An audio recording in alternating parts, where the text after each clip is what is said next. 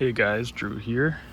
I'm at the Ocala property where I had once upon a time a food forest nicely developing here.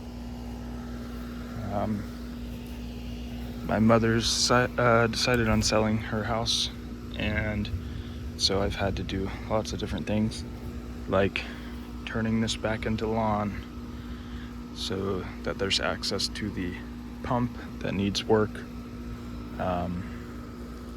But yeah, it's actually quite interesting to observe everything. I haven't been here very much at all, and so a lot of things are overgrown where I usually would chop them back. I'm always chopping and dropping, but here's a very large castor bean that came back from seed. It was seed grown, seed planted last year, and can't even really tell now,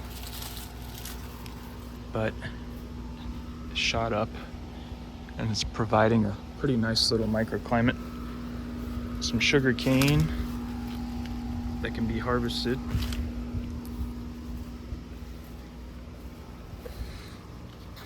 A lot of the Thai soldier bean still growing everywhere.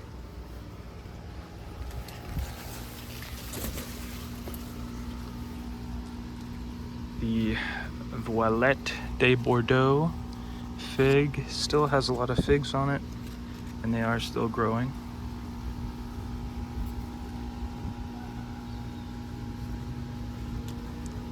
There are some ants on the fruit, little mealybugs too. Here's the Montanoa grandiflora, and I'm hoping it will flower. It's got beautiful white blooms that smell like cookies, chocolate chip cookies apparently. It is in a pot, but yeah, I hope it'll go ahead and flower. The Celeste fig does have, I think, a couple figs on it, but they're far from ready.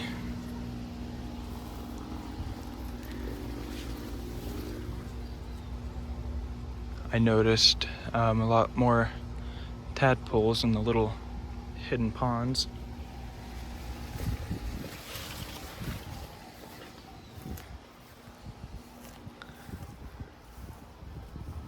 Some Grand Nain banana.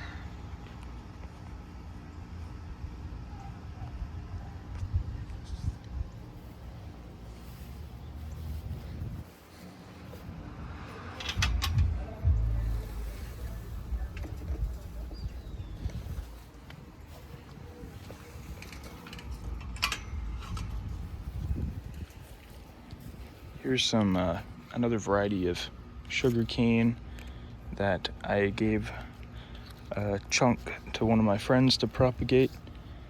Dustin, if you're watching this, I hope that the sugar cane's growing for you.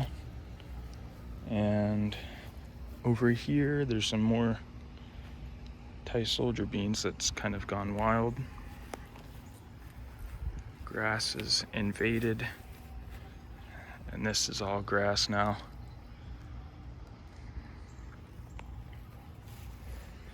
Still some pepper plants hanging on. Some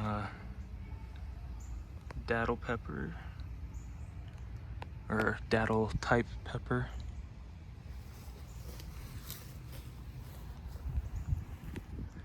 I planted a whole bunch of the papaya seedlings in Chiefland, and they're doing well.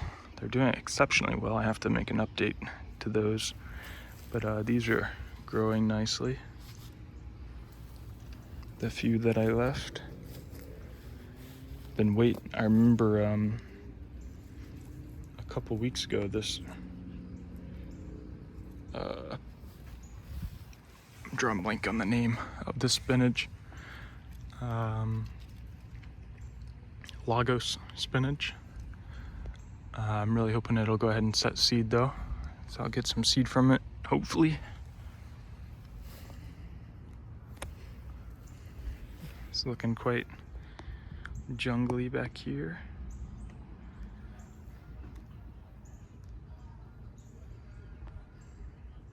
With all the bittens, alba, lemongrass, tithonia.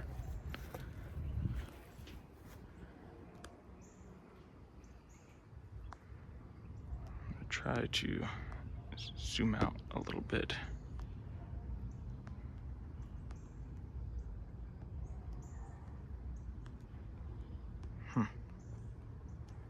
It's not really letting me. Oh well. What else do we have? We've got a lot more daddle peppers that I'm gonna pick. Let's see, there's quite a few.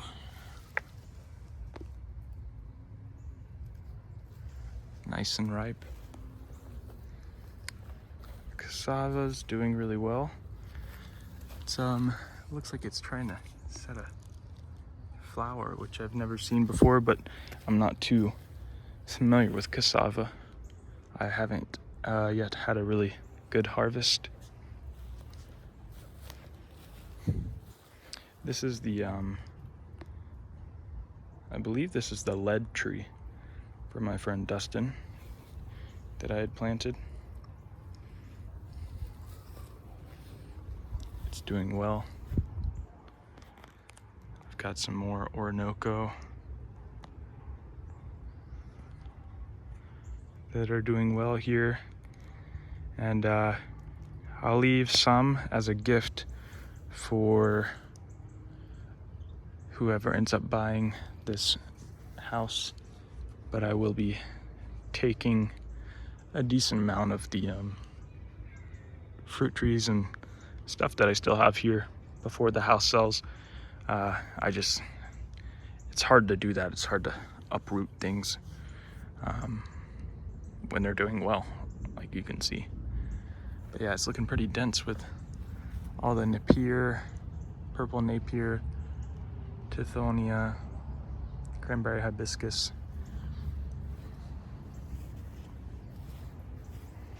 Oh, butterfly. I've got the moringa, multiple moringa trees, doing quite well, setting flowers. I'm really hoping I can get some seed from these trees to then plant. I have yet to get seed from my homegrown moringa trees. This poor plum tree has always had these, it's always hard to film them. They like drop off those little weevil looking bugs. I forget exactly what they are, but you can tell all the damage that they do to the leaves. They're kind of cool looking little bugs. But yeah, this plum tree hasn't really ever done anything for me. And that's okay, that happens.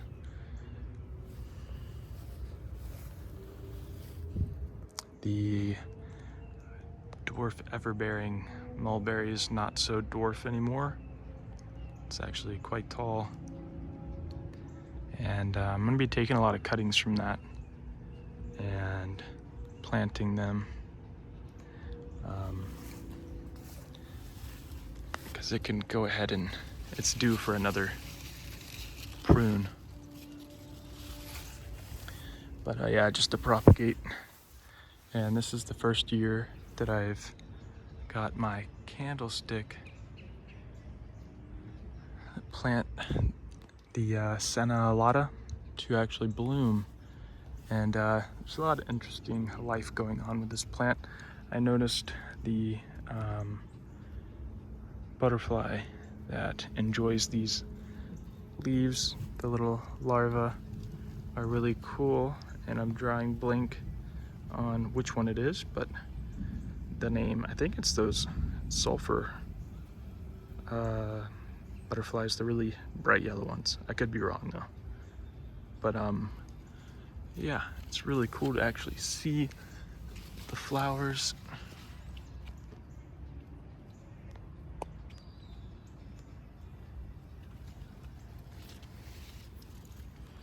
and it's such a nice large spread. It like creates its own little microclimate. I'll have to go around the other side to see the trunk of the plant.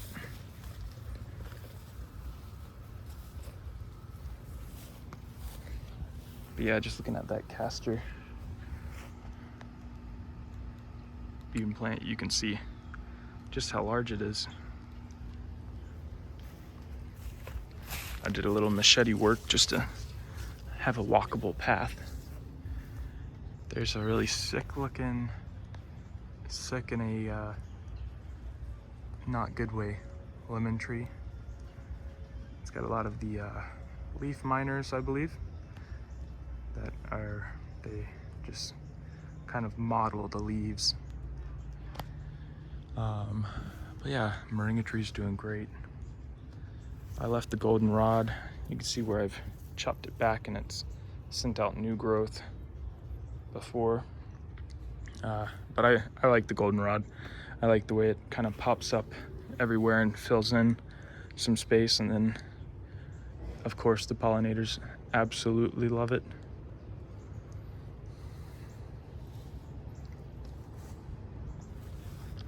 Some more dwarf ever-bearing mulberry. I still have some stuff I gotta get rid of. I gotta haul off. Bamboo's has grown so much in the last year. I guess all of these clumps that I planted are around 3 years old now. And it all came from just one little 1-gallon pot that I had, and I just kept propagating off of it. It's my Guanacaste tree, an Interlobium species. I love the little, I think it's bipinnate or pinnate leaves. Similar to like the mimosa tree, the different albizia species. They all have these cool leaves. Let's see. The brown turkey fig tree. I believe it's a brown turkey fig. This tree came from a cutting off of my grandfather's tree years and years and years ago. And just this year it actually decided to really grow, and it may be that the Guanacaste tree is benefiting it. But yeah, here's the trunk on the Sinalata. It's pretty impressive. And here's the little olive tree. That's probably 2 years old, from a little 1-gallon, or no, not even a 1-gallon pot. It was really small. Back here, it's a little jungly.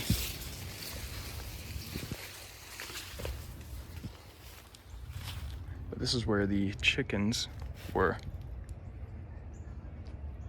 And there's all sorts of random things growing. A lot of this type of amaranth, weedy amaranth, I think they call it like pigweed, and has a whole bunch of names, but that kind of took over. And which is interesting, that's kind of the placeholder amidst all of the sunflowers that's popped up from me feeding the hens, sunflower heads, pumpkin that's popped up from feeding them pumpkin.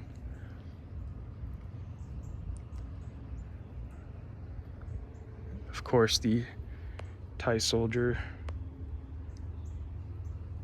bean is growing all over too. But this banana is another Orinoco that is doing exceptionally well.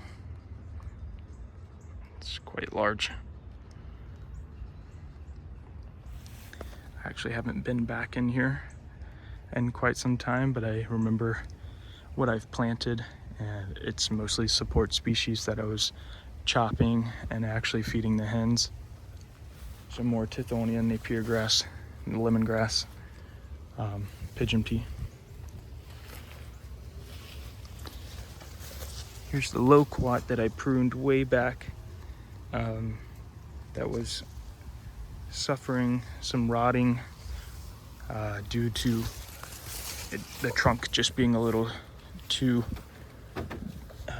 covered in soil, but it's doing well.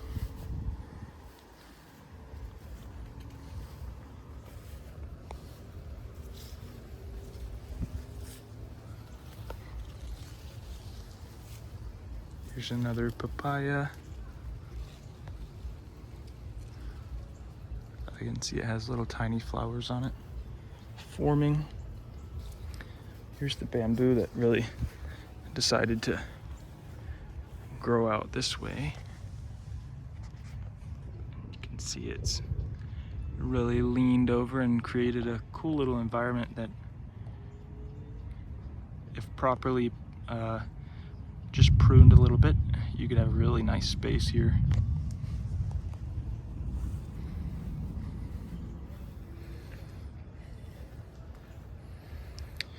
This here, unfortunately, this leaf broke, which I'm not sure why. Let's see if I can focus here. Huh, I don't know.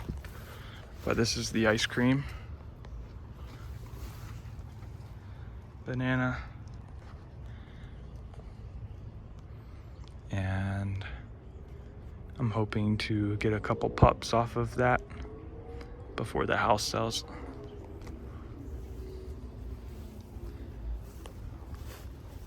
I love this canna. This grows almost wild all over Florida. I found it in a lot of different areas, especially residential areas. But it's just a canna lily that is true from seed, and it makes good seeds, good, really hard and hardy seeds. Still too young, not any mature ones on there now, but it's a fun canna lily that comes back year after year and then can also be propagated from seed. Yeah, I mowed the grass today for my mother, and man, it's actually quite incredible. I noticed while I was mowing today, one, of course, that all of these really mature Mexican sunflower, just how large they are. But what's really cool is on the back side of that fence, there was never ever shade, but during the hottest part of the day now, it's shaded, and that's cool to see just how quickly you can change an environment with some of these species of plants. And if done in a good way, you know, you can really create some habitat, create some better soil. I love the Tithonia a lot for all of its many, many uses.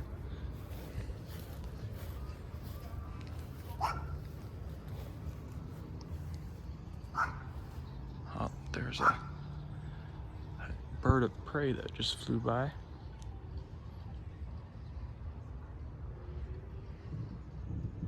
But yeah, you can see that Tithonia there is like massive. And I had already pruned that back pretty hard multiple times just this year. And so for it to grow that fast, I mean, it's hard to beat that as a biomass plant. As well as the Napier grass. I mean, I've never watered anything on this fence line, so during our really dry winter and spring, it does well. And if you cut a stalk of that purple Napier grass, it'll just drip water. So it's really, in the syntropic agroforestry world, you know, planting, this idea of planting water, the Napier grass is awesome. But yeah, quite different, quite unique environment I've left this area in. I don't know what I'm gonna do with all the Mexican sunflower. I know that I will, before the house sells, I'll chop it all back, and I'll have to make the intentional decision what the right thing to do will be, because I do understand that if I left all of this Mexican sunflower untouched, the next property owner may have no idea what to do with it. They may leave it, and then it goes too crazy and infringes upon other people's property lines, and I don't want that to happen. So if I have to dig the crowns out of the ground, I'll do it. I've done it before, but it's also fairly easy to let them self-terminate. If you cut a Tithonia clump down slightly below ground level with an axe, it will try to sprout, but I've got them to self-terminate by doing that. It usually rots. But the sure way is to go ahead and dig it out of the ground, which with a spade and a crowbar, it's actually fairly easy. Still work, but it's not too bad. Look at the thickness of all these stalks. I had somebody on social media tell me that they use the Tithonia stalks to make trellising for different things that they grow, and I guess you really could do that. That's not something I've done because I've always mulched the stalks.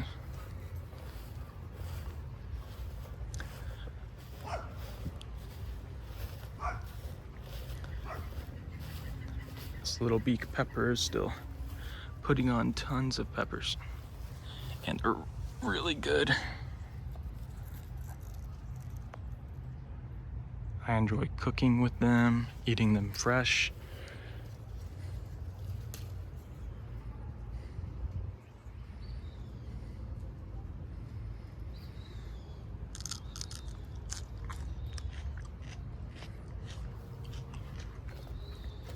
When they're super ripe like this, they really do have a nice fruity sweetness.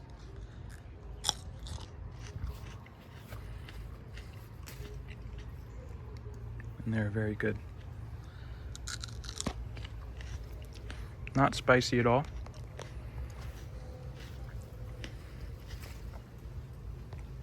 And I do enjoy spicy peppers, but the little beak pepper is a really cool, small, sweet pepper. And what's fun about them too is I've been seeking for a while small berry-like peppers to grow, because I like peppers that ripen fairly quickly and give you a lot of them, and this is pretty prolific.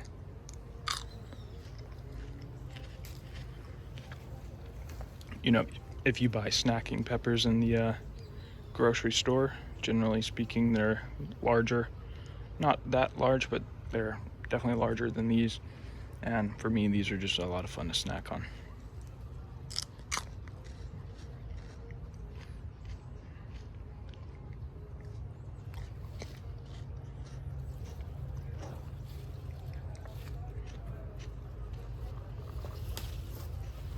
But anyways, yeah, I just wanted to make a little video update on what's going on here while I'm here, because I won't be here much longer on this side of Florida. I'll come back time to time to help my mom move and get completely transitioned out of this space, but I've learned a lot growing here, and it's where I've started, so I owe a lot to this place. It's been a lot of fun. I'm looking forward though to the future and what it holds.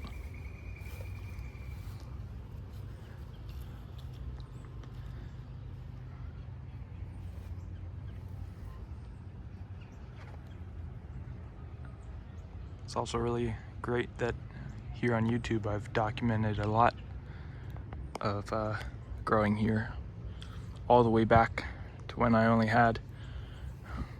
had mostly plants in 5-gallon buckets and grow bags, and then graduated to this idea of planting in ground that seemed so foreign to me, and then started studying permaculture and food forestry and into syntropic agriculture and learning about all the support species. And I remember so vividly learning about Tithonia for the first time, and I remember ordering a 2 cuttings. It was just 2 single cuttings on eBay, and I've like propagated, oh my gosh, from those just 2 cuttings I've propagated so much Tithonia.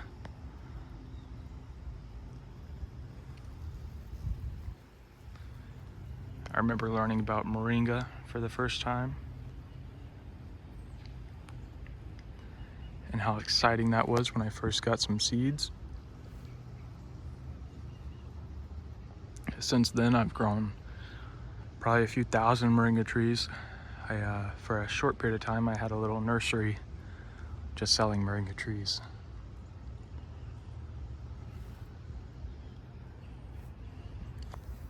Every lemongrass plant that I have here all came from one packet of seeds from Baker Creek, rareseeds.com, probably 4 years ago. And it's awesome to learn about propagating and how easy it is, and how you can have an endless amount of plants. And I think that would be my biggest tip to anybody getting into food forest or growing food in general, or just gardening, is learning about propagation.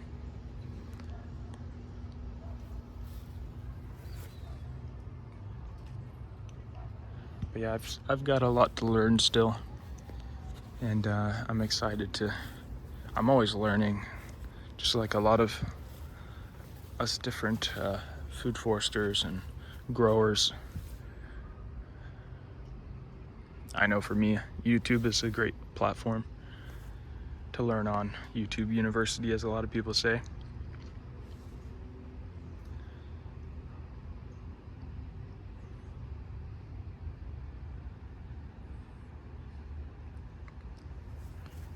I'm gonna tag in the description of this video Beyond Organic. They have a really great channel that really has some great quality video. That's something I'd like to work on, is my filming capabilities and learning more about that. I've always just filmed from an iPhone, but everything that I watch from their channel is, I don't know, it's just really beautiful. So I look up to them, and I'm gonna tag them so you can watch, whoever's watching this can watch that as well. Watch their channel, show them some love. But yeah, it's starting to thunder over there. Should get some rain here soon, so I'm gonna go. But I look forward to making another update on what I've got growing on the property in Chiefland and how everything's going there. But I hope you guys are having a wonderful weekend. This is a weekend where a lot of people are out driving intoxicated, so be careful. Other than that, I hope you guys have a blessed night. Peace.